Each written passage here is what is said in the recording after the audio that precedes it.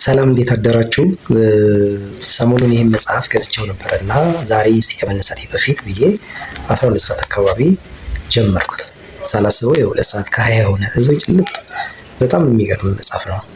ጀምራችሁት የማታቆሙት መጽሐፍ ነው እና መጽሐፉ በመግቢያው ላይ ምን ይላል?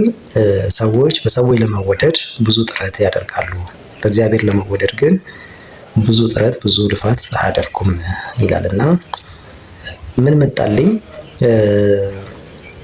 አንድ መስሪያ ቤት ተቀጥረን 10,000 ብር ተቀጥረን ከ10,000 ብሩ በተጨማሪ ለእያንዳንዱ ለምናደርገው መልካም ንግግር፣ መልካም ተግባር፣ ለምንሰማው መልካም ነገር ጭምር በካሜራ እየተከታተለ መቶ ብር የሚከፍለን መስሪያ ቤት ቢሆን ምን አይነት ሰው እንሆናለን?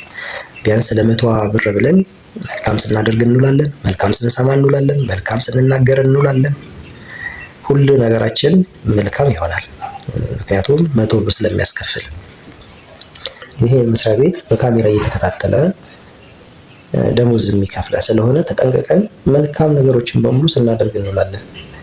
እግዚአብሔር ደግሞ ካሜራ መትከል አያስፈልገውም። ራሱ ከካሜራ በላይ ነው። እንኳን የምናደርገውን የምናስበውን የሚያውቅ አምላክ ነውና ለምናደርጋቸው ለእያንዳንዷ ነገር ማርክ እየሰጠ የምድር በረከት የሚጨምርልን ቢሆን የሰማይ ጽድቅና እያዘጋጀልንስ ቢሆን።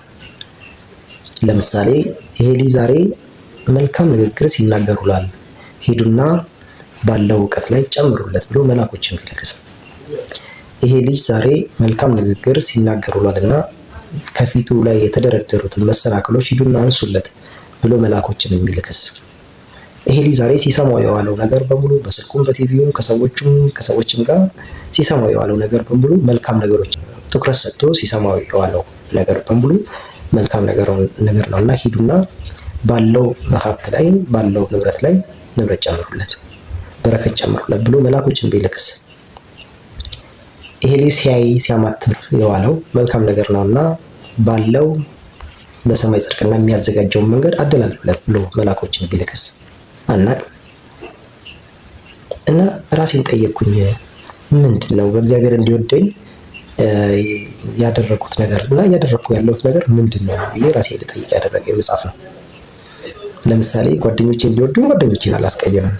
በማህበራዊ ህይወቴ ላይ መልካም እንዲሆን መልካም ሰው ለመሆን እጥራለሁ። እግዚአብሔርስ እንዲወደኝ እና በረከት እንዲጨምርልኝ የእውቀትን በረከት፣ የሀብትን በረከት፣ የጽድቅና መንገድ በተላደለ መንገድ እንዲጨምርልኝ ምን እያደረኩ ነው እንድል ያስቻለኝ መጽሐፍ ነውና አንብቡት ለማለት ነው። አመሰግናለሁ። መልካም ቀን።